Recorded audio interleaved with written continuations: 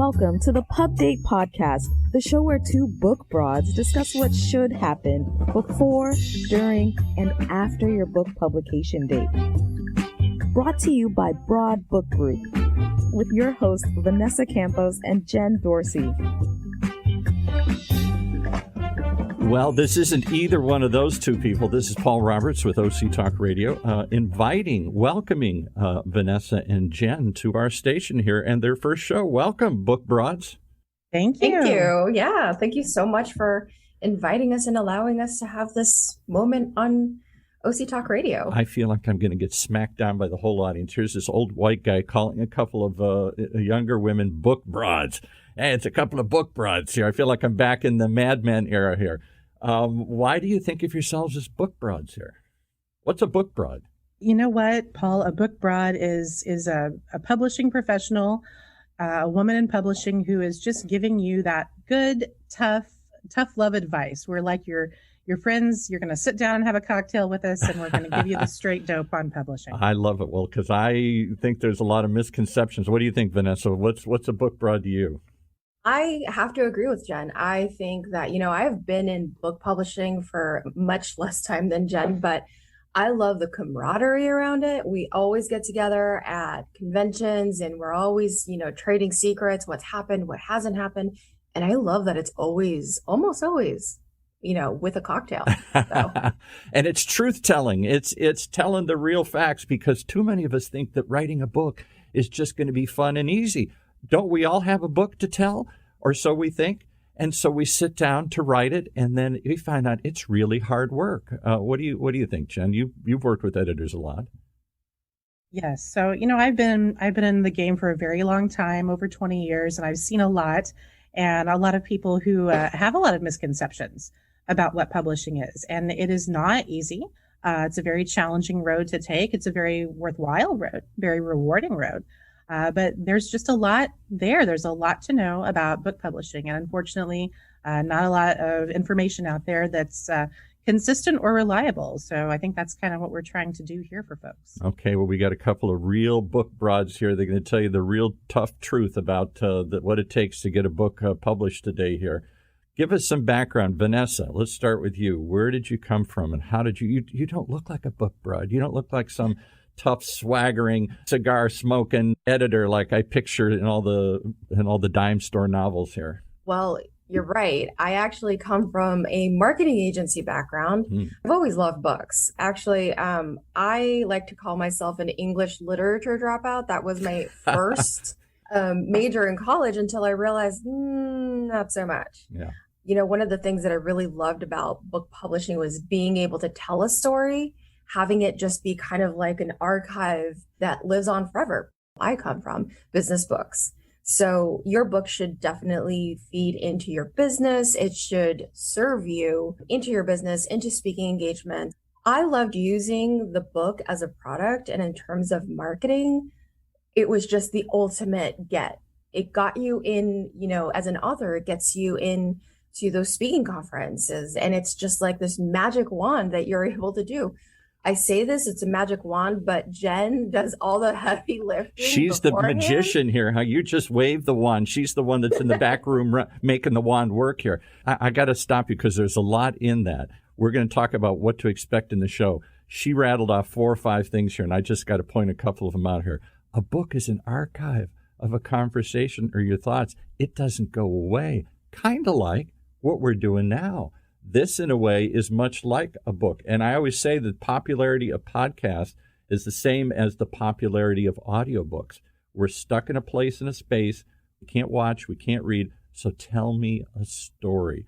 How do you help people tell stories, Jen? I think really just finding their voice and finding their message and what they want to say. Our goal always when we edit books, and I think any editor would tell you this, is to not necessarily tell them what their idea should be, but help them say it in a way that is unique and authentic, and it reaches the most people and is the most successful message that it can be. That's the goal I think that we all have when we go into a book project. No matter what phase you work at in the publishing continuum, right? Whether you're marketing or whether you're an editor, that's what you want to get for those people. You want to help them tell their story in a true, real way.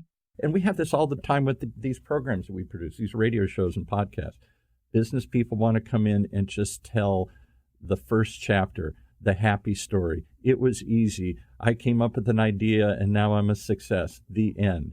Well, no, if there's no struggle, there's no change. And if there's no change, there's no story, right? How do you get people to be honest and tell stories in the world of business? I think whether you're doing business books or self-help or any of the nonfiction categories, which is really Vanessa and I both come from as a background, there's a saying that I love and people apply it to a lot of different things. And the saying is, no mess, no butterfly. Yeah. And that's absolutely... Say that again. No mess. No, I never heard it quite like that. No mess, no butterfly. Yeah. Okay. That's right. You know, you have to go through that pupa stage and you've got to you got to crawl there for a while. You got to crawl, look like a worm and feel that you're worthless like a bug here. Yeah, exactly.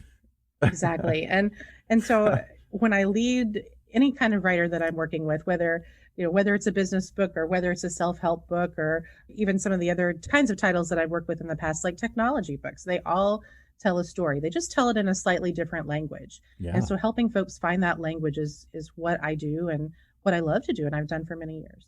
So Vanessa said another hot button I'm sure you're going to talk about. Not only is it capturing and archiving this story and making it a real story and not just an infomercial or a biography. I did this, I did this, I did this, the end of the story. Well, what did I learn from that? There's no journey, there's no growth, there's no change, there's no nothing, there's no takeaway, there's no learning moment that I can get from this. But the other thing Vanessa said is, buzzword of the day, authentic, real, genuine. Vanessa, how do you get them to be real? They don't want to really tell you the story. I'm the business person. I got all the answers. I can't pretend I'm vulnerable or weak or uncertain. How do you get them to be real and authentic, Vanessa? You got to give them a drink. It's so simple. It really is. It's so simple. Loosen them up here. Loosen them up. But, one of the big things that's trending is, well, it was trending a few years ago, is the fail up and the conversation about exposing your vulnerabilities. And, as Jen and I were talking about doing this podcast, we were very much nervous. We're like, well, this is kind of exposing. Yeah, but very much so. Yeah. It's the connection that you can make as an author to the reader that's going to help them move forward and, take that next step. If they are looking in terms of marketing and social media, I know that I'm thinking about our PR. So you're already thinking ahead of the story. Just tell me honestly, you're trying to think, wait a minute, now I got to frame this. How's this going to look in Twitter and Facebook and everything? It's really just being in the moment and being vulnerable and being real, because we really want to hear from real people these days. We don't want to hear from fake process shows that want to edit these things to death, and they're perfect. They're perfectly boring. They're perfectly unbelievable. Letting yourself be seen as having some vulnerabilities, as not having all the answers. That's when we really start to relate to one another. Don't you think, Jen? What do you think about that? I agree. And I think if the past year has taught us anything, it is that everybody is vulnerable and it's okay to be that. Yeah. Right. And it's okay to share that. And people have really been sharing their vulnerabilities very widely in the last year, whether that's on social media or whether that's on a Zoom call where you say, you know what, I'm just not going to wear the makeup today. Yeah, right. And I think that really, if anything good has come out of the last year, it's that we're showing each other that those stories are valuable and they matter to people. And we can relate to them. I can't relate to successful people quite often because they have no vulnerabilities. They're Superman. They can do it, but I can't. Right. I can't relate to book publishing because you make it sound so easy and it feels so hard to me. I guess I'm an idiot. I'm the only one that can't do this. How do you bring people into a comfort, not just a comfort, but a commitment to carry through? Because when it gets tough, you quit, right, Jenna? Yes. And that's something that's so common with writers that I've worked with over the years. It does. It gets hard. It gets hard to reach those vulnerable points and to put them on the page. And so just letting them know that they have an advocate in their editor or in their publisher or in their marketing person really is important. I think that's what we all kind of strive to do in this business, is to make sure that people know as they're writing, you don't have to be perfect at it from the jump. You just don't. Yeah, that's what we're here for. Right. And so sharing that vulnerability with us helps make it more authentic on the page, for sure. So Vanessa, be vulnerable here. What's your hardest part in the process? Where do you struggle? Is it in telling the story? Is it in being open and honest? Is it making them feel comfortable that you're going to go out and market this right and not make them look foolish?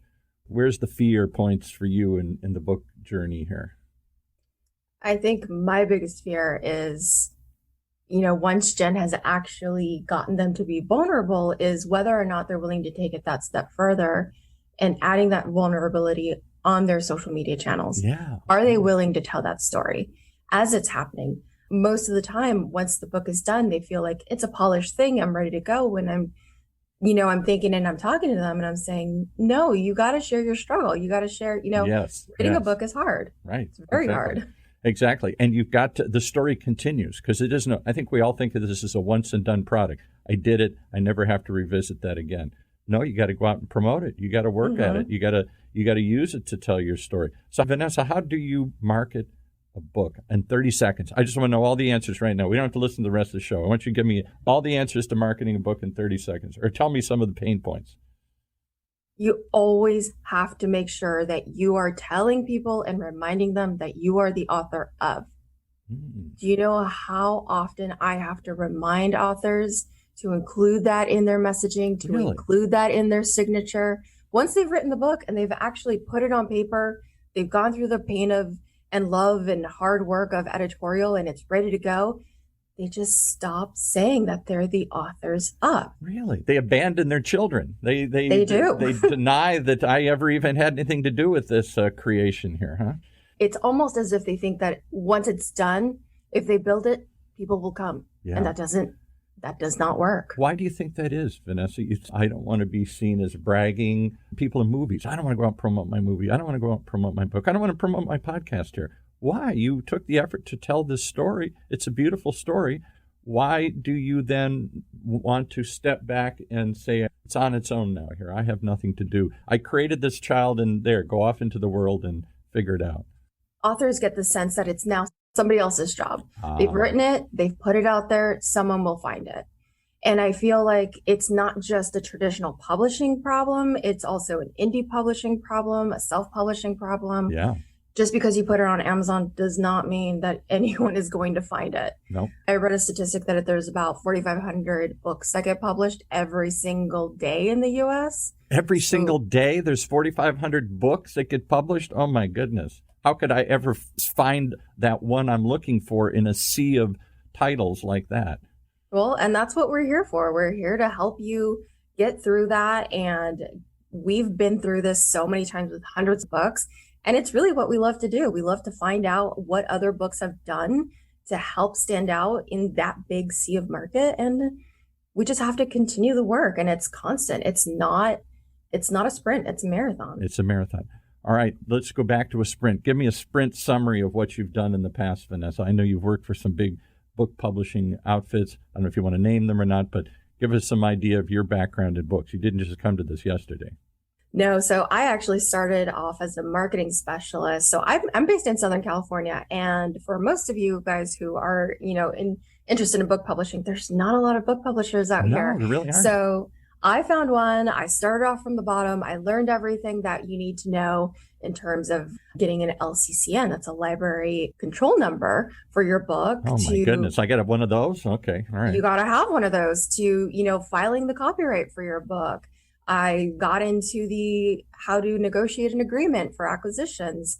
I learned how to manage inventory. I learned the difference in paper stock. So I've been through it all. And paper stock? I got to think about what kind of paper I'm going to put this on. Oh, boy, this isn't fun anymore here. Well, it is fun for me. So that's that's the plus. That's why you're here. You've got me. Right. All right. And Jen, give us your 30-second summary. What have you done? You've been an editor at a bunch of big places here. Again, you don't have to list them all here, but just give us some idea of your background. Sure. So Vanessa and I kind of like to say that we're like bookends.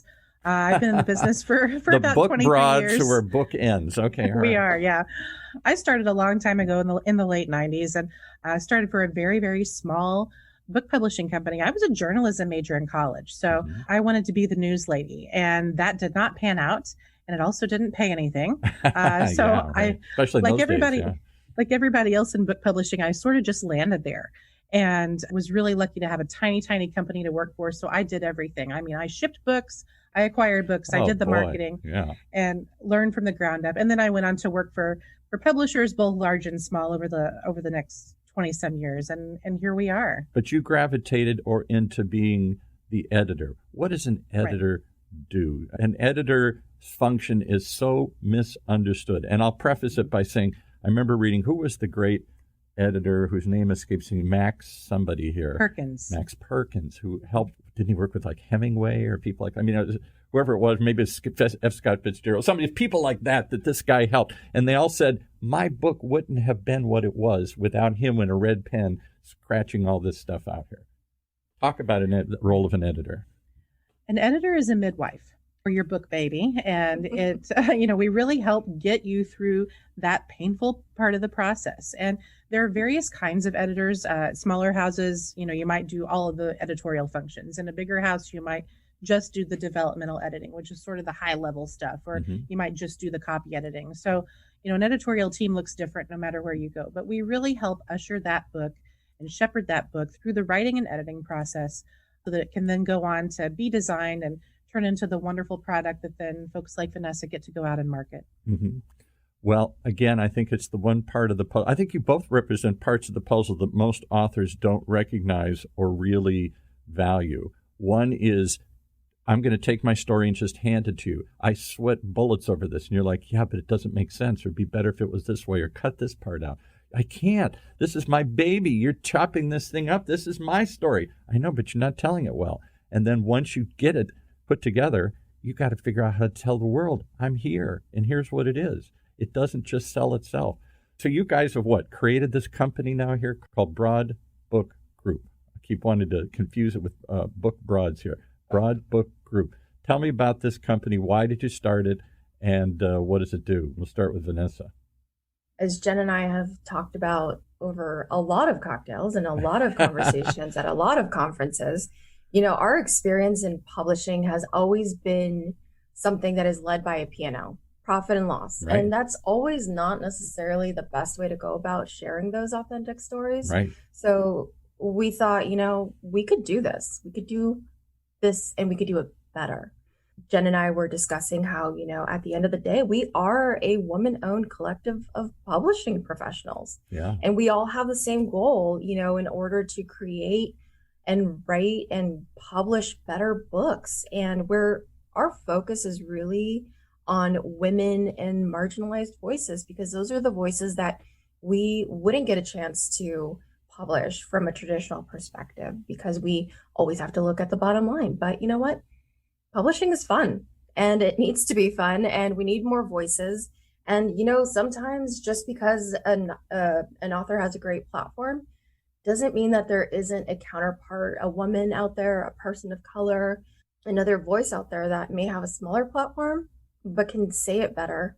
And they actually have been doing the work, and they have receipts to back them up. The receipts to back it up. Well, I think you've got the receipts to back up what you guys do here. You've got the sweat and toil. You're willing to tell it to us straight, like a couple of book broads here. We're not going to polish this up and pretty it up here. We're going to tell it to you tough talk, tough love, straight from the hip, straight from our experience, but with some love and hope that we can bring some others' voices to the forefront here. What kind of voices are we going to hear from in the coming months as we tune into this show? We'll start with Jen. Who do you anticipate bringing in? We are going to have a nice parade of other publishing pros like ourselves who are dedicated to this collective and what we're trying to accomplish here. So we are going to have chats with other editors. We're going to talk to book designers to talk about what makes a book look good, what helps it sell. Cover designers. We all know that designers. I never even think there are cover designers in the book industry. Oh my goodness. Oh, yeah. Yeah, absolutely. And everybody wants to know what makes a great book cover. What makes a person decide to buy a book? We're going to talk about that. Yeah. And just some of those tips and tricks and secrets of the trade that we really think people should know that'll help them in their own journey. Well, Jennifer, I hope you bring all those people and more. And Vanessa, I hope you bring some vulnerable people in who are going to say, I didn't really have all the answers. I sort of figured it out. We're going to see some people like that in here too. Is this just a lecture series, or is this a let's let our hair down and get real series here?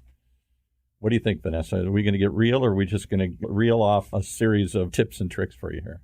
Oh no, we're going to bring in people who have been published both traditionally and, self-published. And we want to know what they loved about being published through a big five versus being published on their own, what they learned, what they wish they had known before. Exactly. And we want those people, those voices to tell, our audience, our listeners. And maybe even what they hated about it, what they didn't understand, what they didn't expect, what they wish they could tell others. Look out for this. Don't be fooled by this. Or be prepared for this, yeah. Names will be changed to protect the innocent and guilty. I hope so. Yes. I hope so. This is starting to sound like a crime novel or a murder mystery or something. We got a couple of detectives here on the case, and they're going to uncover the real story behind book publishing. Well, I look forward to hearing it because I can tell you from personal experience, I wish I'd written a book. Everybody I know that has a platform or has any sort of successful business secretly wishes they could write a book. And yet we're all intimidated by the process. We're all unsure of what to do next. And we all wish we knew a couple of people who could guide us along the way here. Welcome your inclusion on the station. I look forward to hearing the conversations. Tell us one last thing here. What is the one thing that you learned about book publishing, Jen, that you didn't expect? That if you could tell everybody, what's the one misconception that we got to break right now here? Think about that. Oh, wow. The one misconception is that you can retire off of your book. You cannot. You cannot. I'm so sorry. I'm going to break it to you gently. Gently here. This isn't, you're not going to go to an island and break. All right, Vanessa, you're on the spot. Take us out here. Give us some misconception that you'd like to bust a myth here right now.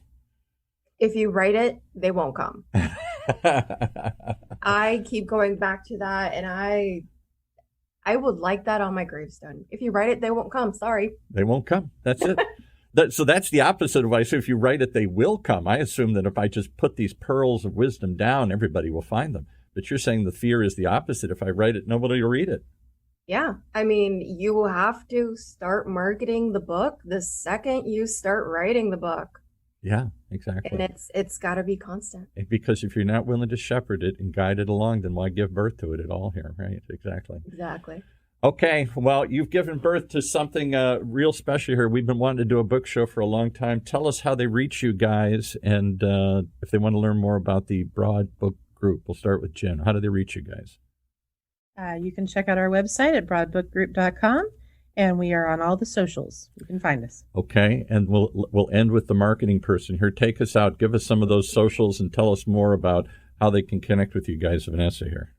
Yeah, find us on social media. We are building our own brand. We are putting our money where our mouth is. So at Broad Book Group on all socials. And if you have any questions, you are more than welcome to reach out to me. My email is Vanessa, VANESSA @broadbookgroup.com. Okay, there you heard it from a couple of dedicated book broads who aren't afraid to tell you the truth. This is going to run twice a month here on OC Talk Radio. I hope people will tune in, send in and ask questions too, because this really is a confusing process. More so today than ever. I'll leave you with this. I know that in the old days, book publishers did it all. You begged to get in like a record company, and then if they accepted you, they did everything. They helped write it, promote it, and push it. It ain't that easy anymore, I don't think anymore, right? It's a whole different world. You got to almost start and prove to them that you have a product and an audience before they'll even listen to you, it seems like today. So we're going to help build that audience and grow it for you guys here. Thank you, and welcome to OC Talk Radio. Thank you, Paul. Thank you. We hope that you gained some valuable insights into the world of book publishing. Head over to broadbookgroup.com to learn more about us and all our services. And be sure to check out all our social media at Broad Book Group. Until then, keep publishing.